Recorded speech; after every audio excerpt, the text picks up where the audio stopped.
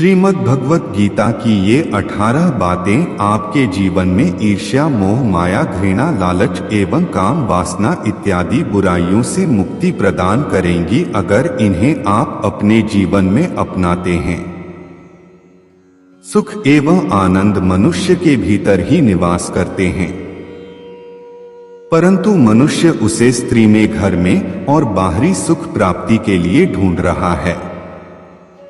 श्री कृष्ण कहते हैं कि भगवान उपासना केवल शरीर से ही नहीं बल्कि मन से भी करना चाहिए। ईश्वर का वंदन उन्हें प्रेम बंधन में बांधता है। मनुष्य की वासना ही उसके पुनर्जन्म का कारण होती है।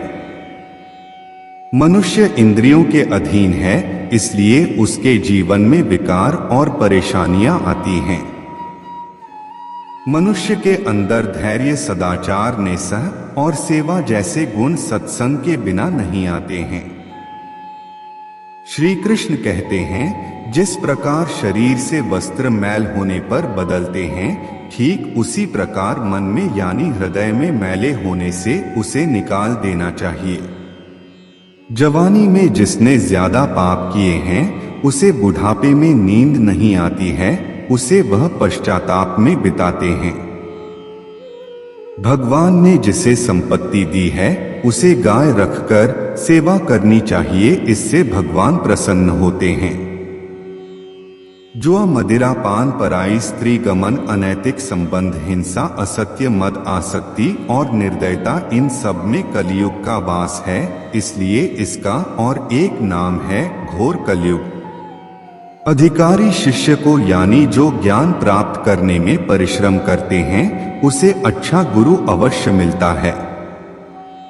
भगवान श्री कृष्ण कहते हैं कि मनुष्य को अपने हृदय को बार बार समझने की कोशिश करनी चाहिए, ईश्वर के सिवाय उसका कोई नहीं है। साथ ही यह विचार करना चाहिए कि उसका कोई नहीं है इस ब्रह्मांड में भी जो उसका साथ देगा।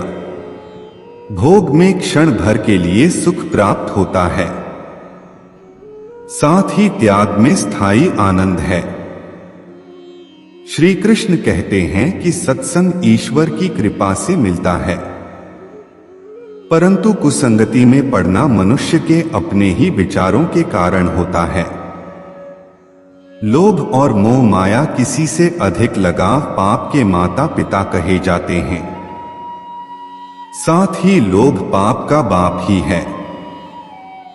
श्री कृष्ण कहते हैं कि स्त्री का धर्म है कि रोज तुलसी और पार्वती का पूजन करें, इससे उनकी सुख समृद्धि हमेशा बने रहते हैं।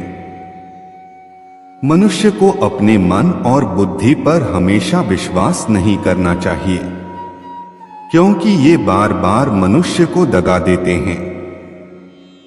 खुद को निर्दोष मानना बहुत बड़ा गुनाह साबित होता है।